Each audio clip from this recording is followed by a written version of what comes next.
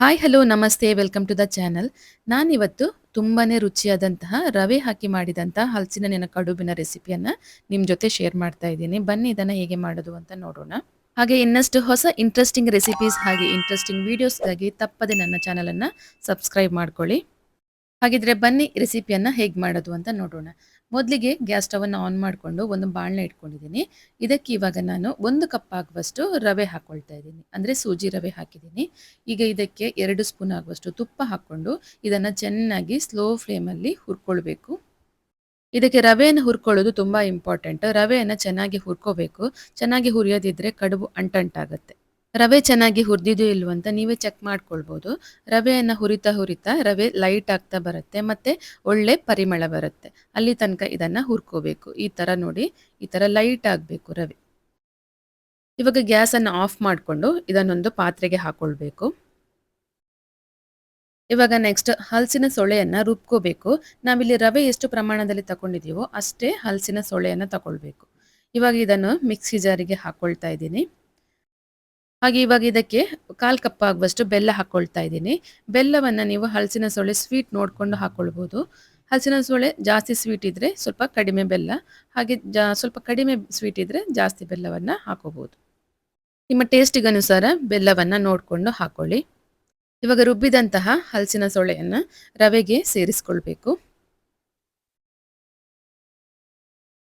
ಇವಾಗ ಇದಕ್ಕೆ 1 ಸ್ಪೂನ್ ಆಗುವಷ್ಟು ನಾನು ಕಾಳು ಮೆಣಸಿನ ಪುಡಿ ಹಾಕ್ಕೊಳ್ತಾ ಇದ್ದೀನಿ. ಇದನ್ನು ಕ್ರಷ್ ಮಾಡಿ ಹಾಕ್ಕೊಂಡಿದ್ದೀನಿ.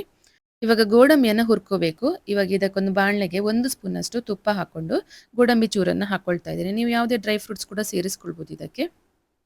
ಇದೊಂದು ಸ್ವಲ್ಪ ಕಂದು ಬಣ್ಣ ಬರೋ ತನಕ ಹುರ್ಕೊಂಡು ತೆಗೆದಿಟ್ಕೊಳ್ಬೇಕು. ಇವಾಗ ಉಳಿದಿರುವಂಥ ಅದೇ ತುಪ್ಪಕ್ಕೆ ನಾನು 1 ಕಪ್ ಆಗುವಷ್ಟು ಕಾಯಿ ಚೂರು ಹಾಕ್ಕೊಳ್ತಾ ಇದ್ದೀನಿ.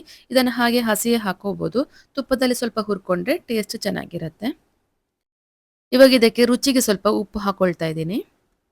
ಹಾಗೆ ಹುರಿದಿರುವಂಥ ಗೋಡಂಬಿ ಚೂರು ಹಾಗೆ ಕಾಯಿ ಚೂರನ್ನು ಸೇರಿಸ್ಕೊಳ್ತಾ ಇದ್ದೀನಿ ಇವಾಗ. ಇವಾಗ ಇದಕ್ಕೊಂದು 1/4 ಟೀ ಸ್ಪೂನ್ ಆಗುವಷ್ಟು ಅರಿಶಿನ ಸೇರಿಸ್ಕೊಳ್ತಾ ಇದ್ದೀನಿ. ಇದು ಬೇಕಾದರೆ ಹಾಕೋಬೋದು, ಬೇಡ ಅಂದರೆ ಇದನ್ನು ಸ್ಕಿಪ್ ಮಾಡ್ಬೋದು. ನಾನು ಸ್ವಲ್ಪ ಕಲರ್ ಚೆನ್ನಾಗಿ ಬರಲಿ ಅಂತ ಹಾಕ್ಕೊಳ್ತಾ ಇದ್ದೀನಿ. ಹಾಗೆ ಇದಕ್ಕೆ ಸ್ವಲ್ಪ ನಾನು ಏಲಕ್ಕಿ ಪುಡಿ ಸೇರಿಸ್ತಾ ಇದ್ದೀನಿ. ಇದು ಕೂಡ ಆಪ್ಷನಲ್, ಬೇಕಿದ್ರೆ ಹಾಕ್ಕೊಳ್ಬೋದು. ನಿಮಗೆ ಹಲಸಿನ ಸೊಳೆದೆ ಘಮ ಬೇಕು ಅಂದರೆ ಇದನ್ನು ಸ್ಕಿಪ್ ಮಾಡ್ಬೋದು. ಇದನ್ನು ಇವಾಗ ಚೆನ್ನಾಗಿ ಮಿಕ್ಸ್ ಮಾಡ್ಕೊಳ್ಬೇಕು. ಇದು ಸ್ವಲ್ಪ ಗಟ್ಟಿಯಾಗಿ ಇರಬೇಕು. ಈ ಥರ ನೋಡಿ, ಕೈಯಲ್ಲಿ ನಾವು ಇಟ್ಕೊಂಡಾಗ ಬರಬೇಕು, ಉಂಡೆ ಕಟ್ಟೋ ಥರ. ಇದೆಲ್ಲ ಕೂಡ ಮಿಕ್ಸ್ ಆದ ನಂತರ ಕೊನೆಗೆ ಇದಕ್ಕೆ ನಾನು ಸ್ವಲ್ಪ ಹಲಸಿನ ಸೊಳೆ ಕಟ್ ಮಾಡಿ ಇಟ್ಕೊಂಡಿದ್ದೀನಿ, ಅದನ್ನು ಕೂಡ ಸೇರಿಸ್ತಾ ಇದ್ದೀನಿ. ಇವಾಗ ಇದು ರೆಡಿಯಾಗಿದೆ ಹಿಟ್ಟು. ನಾನಿಲ್ಲಿ ಬಾಳೆ ಎಲೆಯನ್ನು ಮೊದಲೇ ಬಾಡಿಸಿ ರೆಡಿ ಮಾಡಿ ಇಟ್ಟಿದ್ದೀನಿ. ಈ ಥರ ಬಾಡಿಸ್ಕೊಳ್ಬೇಕು ಸ್ವಲ್ಪ. ಇವಾಗ ನಾವು ರೆಡಿ ಮಾಡಿಟ್ಟಂತಹ ಹಿಟ್ಟನ್ನು ಇದರಲ್ಲಿ ಇಟ್ಟು ಈ ಥರ ಮಡ್ಚ್ಕೊಳ್ಬೇಕು. ನೀವು ಬಾಡಿಸ್ಕೊಂಡ್ರೆ ಇದನ್ನು ಈಸಿಯಾಗಿ ಮಡ್ಚ್ಕೊಳ್ಳೋದಕ್ಕೆ ಬರುತ್ತೆ ನೋಡಿ ಈ ಥರ. ಇವಾಗ ಇದು ರೆಡಿಯಾಗಿದೆ. ಇದೇ ಥರ ಎಲ್ಲವನ್ನ ಒಂದೊಂದಾಗಿ ಮಾಡಿಕೊಂಡು ಜೋಡಿಸ್ಕೊಳ್ಬೇಕು.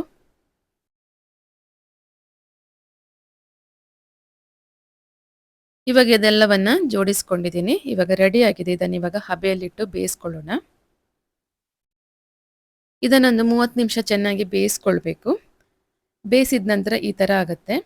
ಬಾಳೆ ಎಲೆ ಕಲರ್ ಚೇಂಜ್ ಆಗುತ್ತೆ. ಆವಾಗ ನೀವು ಬೆಂದಿದೆ ಅಂತ ತಿಳ್ಕೊಬೋದು.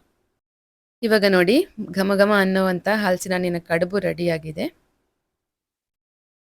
ಮನೆ ತುಂಬ ಇದರದ್ದೇ ಪರಿಮಳ ತುಂಬಿಕೊಳ್ಳುತ್ತೆ, ಅಷ್ಟು ಘಮ ಬರುತ್ತೆ ಇದು ಮಾಡುವಾಗ. ನೋಡುವಾಗಲೇ ಬಾಯಲ್ಲಿ ನೀರು ಬರ್ತಾ ಇದೆ ಅಲ್ವಾ? ಹಾಗೆ ಟೇಸ್ಟ್ ಕೂಡ ತುಂಬಾನೇ ಚೆನ್ನಾಗಿರುತ್ತೆ. ಇನ್ನೇನು ಹಲಸಿನ ಹಣ್ಣಿನ ಸೀಸನ್ ಮುಗಿತಾ ಇದೆ, ಅದರೊಳಗೆ ಈ ಥರ ಒಂದು ಕಡುಬು ನೀವು ಕೂಡ ನಿಮ್ಮ ಮನೆಯಲ್ಲಿ ಮಾಡ್ಕೊಳ್ಳಿ. ಹಾಗೆ ರೆಸಿಪಿ ನಿಮಗೆ ಇಷ್ಟ ಆಯಿತು ಅಂತ ಅಂದ್ಕೊಳ್ತೀನಿ. ಇಷ್ಟ ಆಗಿದ್ದರೆ ಒಂದು ಲೈಕ್ ಕೊಡಿ, ಹಾಗೆ ವಿಡಿಯೋನ ಶೇರ್ ಮಾಡಿ, ಹಾಗೆ ಹೇಗೆ ಬಂತು ಅಂತ ಕಮೆಂಟಲ್ಲಿ ತಿಳಿಸಿ.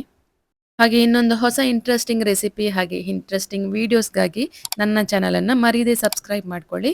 Thank you for watching.